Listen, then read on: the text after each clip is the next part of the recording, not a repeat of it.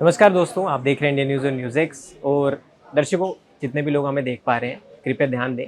23 मई को सिनेमाघरों से बॉक्स ऑफिस जाने वाली फिल्म जिसका नाम है कप-कपी आपके दिलों में और बॉक्स ऑफिस पे कप-कपी मचाने आ रही है। और इसी में बात करने के लिए हमारे साथ मौजूद है इस फिल्म की खास टीम, और उनसे जानते हैं कि कैसे वो बॉक्स ऑफिस और हमारे दिलों में कप-कपी मचाने आ रहे हैं। सर, बहुत-बहुत स्वागत है आप तीनों का। Thank you so much. जिस तरह फ़िल्म का नाम है कप-कपी, तो ट्रेलर तो कमाल का है, अमेज़िंग है। एक पहली बार ओइजा बोर्ड और जो हॉलीवुड में कंसेप्ट हमें देखने को मिल रहा है। तो पहला सर मेरा आपसे सवाल है तुषार सर कि ये मई का महीना आपके लिए बड़ा लकी रहता है। चाहे वो शूट आउट एट लोखंडवाला ले लो, चाहे वो क्या क्या कूल है हम ले लो, उसके बाद अब कप-कपी भी। और तो शूटर बडाला भी मई में आई हाँ, थी। तो मई महीना बड़ा लकी है। तो क्या यही रीज़न था इस फ़िल्म को हाँ करने के लिए? क्योंकि आपने हमेशा कहा है कि मेरे को थोड़ा-सा रात को शूटिंग करने में दिक्कत होती है, थोड़ा-सा है। बट यहाँ जो जॉनरा है हॉरर कॉमेडी, ये आपका और एकता मैम का दोनों का बहुत फ़ेवरेट है। तो क्या रीज़न था कि मतलब इस तरह का कंसेप्ट लाया जाए इंडिया में? नहीं, जॉनर की वजह से तो साइन नहीं की थी। फ़िल्म पसंद आई थी, जो ओरिजिनल फ़िल्म है इसकी रोमांचम, और संगीत जी के साथ काम करना था। मेरा रोल भी मुझे थोड़ा डिफरेंट लगा, और बस टीम से अच्छी वाइब मिली मुझे, direction team, production team. And मई का महीना लकी तो साबित रहा है मेरे लिए। लेकिन ये पता नहीं था कि ये फिल्म मई में रिलीज़ होने वाली है। वो डिसाइड नहीं होता है जब आप फिल्म साइन करते हैं। लेकिन आई होप वो ट्रैक रिकॉर्ड मई में जो मेरा रहा है वो अभी भी सफल ही रहे। एंड कभी कभी लोग उतना ही प्यार दे जितना कि उन्होंने पिछली 4 फिल्मों को दिया जो मई में लगी थी। जी। मेरा सवाल इसलिए अगर अगला आपसे है कि जिस तरह हमने कश्मीर जो केरला स्टोरी के टाइम पे आपको देखा सीरियस, बट अब थोड़ा-सा आप एक ऐसा रोल लेके आ रहे हैं, थोड़ा-सा उसमें एक डरावना तो है ही, बट थोड़ा-सा मज़ेदार भी है, थोड़ा-सा चिल वाइब जो है आपको देखने को मिल रहा है। तो आपका कैसा इसमें इंटरेस्ट था? कितना मज़ा आया शूट करते टाइम? क्योंकि काफ़ी सारे इंसिडेंट भी शूट के दौरान हुए थे, जो मैं पढ़ रहा था। तो कितना जी। मज़ा आया? बहुत ज़्यादा मज़ा आया है, बहुत ज़्यादा। बिकॉज़ हम जब इस इंडस्ट्री में शुरुआत करते हैं, इतने सारे अपॉर्च्युनिटीज़ हमारे पास इतने आसानी से नहीं आते हैं। यस। तो एज़ एक्टर्स हमारा काम वही है कि जिस भी स्क्रिप्ट को आपको ऐसा लगे कि ये करने लायक है, उसे ग्रैब करके उसके लिए फुल जस्टिस देना ही चाहिए। तभी ही आपका जो करियर है वो आगे बढ़ेगा। तो मेरा भी वही मानना था कि केरला स्टोरी जैसी फ़िल्म करने के बाद मुझे कुछ अलग करना था। और जब कप-कपी मेरे पास आई और मैंने जब स्क्रिप्ट पढ़ी, मुझे बहुत ज़्यादा पसंद आई। बिकॉज़ मैंने रोमांचम देखी हुई थी। मुझे रोमांचम बहुत पसंद है। और जब मैंने देखा कि इसको जो नॉर्दर्नाइज़ कर रहे हैं, इसका पूरा फ्लेवर चेंज करके जो एक नॉर्दर्न बेल्ट के लिए टारगेट ऑडियंसेस के लिए बनाया जा रहा है, तो उस तरीके से मुझे बहुत इंटरेस्ट चढ़ गया था। ये फ़िल्म का माहौल बहुत ज़्यादा फ़न था। हमारे जो डायरेक्टर थे संगीत सर, ऐसे कहा जाता है कि जो कैप्टन ऑफ द शिप होते हैं वो एक टोन सेट कर देते हैं कि आपका 40 दिन का जो सफ़र है वो कैसा बीतेगा। और हम सारे लोग, जितने भी लोग थे उस सेट पे, सारे एक फैमिली के जैसे रहा करते थे, खाते थे, पीते थे, गेम्स खेलते थे। तो जब आप एक साथ मिलके जब काम करते हो ना, तो जब वो फल आने वाला है, तभी उसकी जो मिठास है वो ज़्यादा थोड़ी सी मीठी लगती है। सोनिया जी, मेरा अगला सवाल आपसे है कि जिस तरह आपने बोला था कि मैं डायरेक्टर ने मेरे को छोड़ दिया था खुले कि आप फ्री चाइल्ड हो, आप कुछ भी कर सकते हो, और जी। उनके निर्देश में आपने काफ़ी अच्छी तरह उस रोल को निभाया, तो मस्ती भी काफ़ी हुई। तो आपने बोला था कि मधु का जो एक कैरेक्टर और जो इसमें चीख वाली भी आवाज़ है, वो हाँ, शायद हाँ। बहुत लोगों ने नोटिस किया नहीं की, बट तो किस तरह का उनके साथ आपका एक बॉन्ड था? क्योंकि बोलते हैं डायरेक्टर्स एक्टर जो होता है वो एक बड़ा एक रोल निभाता है अपने कैरेक्टर को निभाने में। मैं हूँ डायरेक्टर्स एक्टर तो डेफिनेटली हूँ। मैं शॉट दे के पहली नज़र मेरी डायरेक्टर पे जाती है। अगर अगर वो ठीक है तो मैं ठीक हूँ, अगर वो ठीक नहीं है तो फिर दोबारा करते हैं। तो संगीत सर का मेरा यही इक्वेशन था कि स्क्रिप्ट तो थी, पर जब मैं सेट पे जाती थी उनको अच्छा लगता था जब मेरे पास आइडियाज़ थे। क्योंकि मेरा कैरेक्टर जो है वो आधा यहाँ है आधा वहाँ है, तो कभी अतरंगी है, कभी बहुत सीधी सादी है। तो जब अतरंगी की बात आती थी तो फिर मैं काफ़ी आइडियाज़ लेके जाती थी और उन्हें उन्हें बहुत पसंद है। तो मतलब मेरी आवाज़ मैं चेंज कर सकती हूँ, मैं डीप कर सकती हूँ। तो फिर मैंने अलग अलग चीज़ें ट्राई करी। आपको दिखेगा भी, अगर आप देखने जाओगे प्लीज़ देखने जाना। पर या मेरे को वो खुला छोड़ते थे क्योंकि उनको देखना था कि मैं क्या कर सकती हूँ in that way. So it gave me a lot of shoot and I liked it a lot. नहीं तुषार सर आप कंफर्म करना, मेरा लेडीज से दोनों से सवाल है कि इस पे काफ़ी सारे इंसिडेंट्स भी हुए शूट के दौरान, किसी के आग लग जा रही है, किसी को इंजरी हो रही है, कभी लाइट आ रही है, कभी नहीं जा रही, तो ये अनइंटेंशनली हुआ या सच में इस तरह की मूवी थी कि ये सारे इंसिडेंट कभी आत्मा सच में तो नहीं आ गई थी? नहीं, इनके कैरेक्टर्स ही इतने बेहुदा हैं है ना, जो कैरेक्टर्स प्ले कर रहे हैं।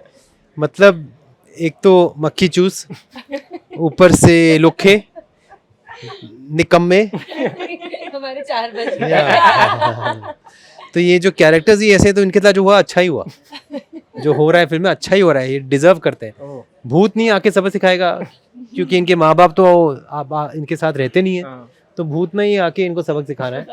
जो भी रहा था कि शायद वो भूत ही ना हो, शायद किसी ने षड्यंत्र रचा हो, वो मैं नहीं बताऊंगा। But जो भी था लेकिन कमाल था, जो हुआ। Thank you so much. और होते रहता है फिल्म में, क्योंकि ये मतलब जिसको कहते हैं ना कि बहुत ज्यादा कीड़ा है उसके अंदर, ये सारे कैरेक्टर वैसे ही हैं, कैरेक्टरलेस है। नहीं, और एक और इंसिडेंट भी था, वो जो वेडिंग क्रैश करी थी आपने कुछ। वो किया था, वो हमें बोला गया है नहीं बोलने के लिए। अच्छा, टॉप सीक्रेट है। क्यों? हाँ ठीक है, sorry. बट मैं आपसे पूछना चाहता हूँ कि आप you lived in overseas also, so Ouija board से आपका कभी रिलेशन है? क्योंकि वहाँ पे हमने देखा ज़्यादा कि ट्राई करते रहते हैं और ये सब होता है, तो कभी रियल लाइफ में कभी ऐसा कुछ इंसिडेंट को फेस किया? बचपन में मैंने देखा था कि लोग करते थे, लेकिन मैंने कभी किया नहीं। मेरे को कभी वो चुलनी मची ऐसी चीज़ें करने की। जहाँ भूत हैं उनको रहने दो, हम भी खुश हैं, वो भी खुश है। कहते कि जो बार बार कहते हैं कि नहीं मेरे को नहीं करना, मेरे को नहीं करना, उनको करने पर कोई ना कोई चीज तो आके मजबूर कर लेती है। ऐसा नहीं कि वो आ जाए आपके पीछे और फिर आपको करनी पड़े वो चीज उनको भगाने के लिए, कि आत्मा जी दर्शन लेकर जाओ, अरे मैं करूँगी, क्यों? भगाने के लिए। फिर आपको एक्सपर्ट की जरूरत पड़ेगी बुलाने के लिए। तुषार सर, बार बार मत बोलो उनको, तुम ललकार रही हो। नहीं सर, तुषार सर आपसे मेरा सवाल है कि पिछला पूरे साल हमने देखा हॉरर कॉमेडी जो है काफ़ी उसका बज़ में रही, काफ़ी उसका अच्छा रिस्पांस मिला, तो और उसमें भी हमने देखा है कि कॉमेडी के धुरंधर, चाहे श्रेयस सर हो चाहे आप हो, दोबारा से एक और बार हमें देखने को मिल रहे हैं। तो इस बार क्या नया देखने को मिलेगा? क्योंकि आपकी जोड़ी तो ऑल टाइम हिट है और आगे भी कुछ प्रोजेक्ट्स आपके आने वाले हैं साथ में, तो कितना मज़ा आता है, क्योंकि वो ब्रो जोन वहाँ पे नज़र आता है और वो आंखों से कभी कभी कॉमेडी टाइमिंग मैच कर जाती है कि क्या अब होने वाला है। तो इसमें तो आज हमारा जो ब्रो जोन है, दोनों की जो जुगलबंदी है वो पिछली फिल्मों से तो अलग ही है। इसमें हम एक दूसरे के थोड़े विपरीत हैं। ओह, और आज क्या हो गया मेरी हिंदी को, कुछ संस्कृत कुछ तो है हवा में, कुछ तो है दिल्ली का माहौल, या फिर कहीं वीजा बोर्ड की बात करते करते कुछ आ तो नहीं गई मेरे अंदर, अनामिका मेरे अंदर तो नहीं आ गई, क्या पता। मेरी हिंदी मतलब सुधर गई है हाँ, सब, मतलब जो बचपन में पढ़ी थी हिंदी वो सब याद आ रही है अभी। सिद्धियाँ आपकी काम आ रही है। हाँ, तो हमारा जो कैरेक्टर है, हमारा जो चरित्र है, हमारे जो चरित्र हैं इस फिल्म में, वो एक दूसरे के विपरीत है। तो लोगों को वो टिपिकल रोज़ोन नज़र नहीं आएगा, हंसी आएगी, मतलब इंटरेस्टिंग लगेगा, लेकिन क्योंकि हम एक दूसरे को मतलब थोड़ा बहुत मतलब चैलेंज करते हैं अननोइंगली, ना जानते हुए हम एक दूसरे को थोड़ा चैलेंज करते हैं, दूसरा मतलब हम एक दूसरे को इरिटेट करते हैं, हम एक दूसरे को समझने पर मजबूर करते हैं कि ये क्यों ऐसे कर रहा है और ये क्यों ऐसे सोच रहा है। ऑडियंस क्या सोचेगी, ऑडियंस क्या समझेगी, वो इंटरेस्टिंग होता है कि उनको क्या लगता है कि इसमें राज क्या है, इसमें इन दोनों के बीच ऐसा क्यों हो रहा है, कौन है यहाँ पर जो कुछ ना कुछ गलत कर रहा है या फिर शरारतें कर रहा है, या फिर मतलब जो हॉरर कॉमेडी हो रहा है वो किसकी वजह से हो रहा है। तो वो एक मतलब एक क्विज के तौर पर ऑडियंस के लिए होगा, ना कि सिर्फ वो देखेंगे अरे यार ये गोलमाल में देखा था अभी भी अच्छा लग रहा है, टिपिकल नहीं है, उससे तो अलग ही है। बिल्कुल सर, आखिरी 2-3 सवाल आप सभी से। एक तो पहले मेरे को बताओ, आप तीनों दिल्ली में आए हो और दिल्ली का खाना जो है वो कहीं नहीं मिलता, तो क्या ट्राई करना चाहोगे? क्योंकि छोले भटूरे आपने सब कुछ वो ट्राई किया। करना है मेरे को। हाँ, जैसे कि गोलगप्पे तो फेवरेट, हाँ। छोले भटूरे ऑब्वियसली। हम कर्नाट प्लेस में ही रह रहे हैं, तो वहाँ पर तो बहुत खाना है। तुषार सर आपका गिल्टी हाँ, मुझे भी आई थिंक मैं तो प्रमोशन के वक्त तो हम लोग ज़्यादा मीठा खाते नहीं है, ये वैसे ही नहीं खा रहे हाँ वो तो दिख रहा है। और ये वैसे खाना छोड़ती नहीं है, ये पता नहीं फलूदे क्या क्या नहीं आएगा अभी। ये दिल्ली के सीपी में तो मुझे ऐसे लग रहा है कि अभी सबकॉन्शियसली फलूदे की याद आ रही है। इधर पास में ही है ना, फलूदे मिलते हैं, end of course chaat and उनका वो कुछ कहना आई रिमेंबर सतीश जी वो भी नहीं रहे। उनका भी एक रेस्टोरेंट हुआ करता था इधर, अभी है कि नहीं, सीपी में उनका एक रेस्टोरेंट था जिसकी ओपनिंग के लिए मैं आया था। और obviously the parathas and the lassi, I been to ढाबों में खाया मैंने सीपी में। लेकिन आज पता नहीं नसीब लेकर आएगी कि नहीं, हमारे लिए वैसा खाना देखा जाएगा। आप मैंने ऑलरेडी खा लिया। हम जब यहाँ शूट कर रहे थे फरीदाबाद में, तो हर जब भी छुट्टी मिलती थी हम दिल्ली आते थे। हम खान मार्केट घूमे, कनॉट प्लेस, चांदनी चौक गए, लाल किला देखा है। तो खान मार्केट में एक रेस्टोरेंट है, मैं प्रमोट भी कर सकती हूँ क्योंकि इतनी बेहतरीन रेस्टोरेंट है, नाम है खान चाचा। और खान चाचा का जो काकोरी कबाब रोल मिलता है वो बहुत बेहतरीन है। और निरूलाज, निरूलास का जो hot fudge, there's this hot fudge, we have to try it once. They put brownie, hot brownie, ice cream. उससे अच्छा मतलब मैं दिल्ली ऑलमोस्ट या it's gluten free, there's no gluten, उसमें चावल वीट नहीं है, वीट नहीं है, तो वो ब्राउनी के बिना खा लेंगे। अगर वो खा के मैं मर गया तो मेरी आत्मा आएगी और वो सब खा लेगी, gluten free, non gluten free. ये डायलॉग है फिल्म में। ओह वाह, क्या बात है।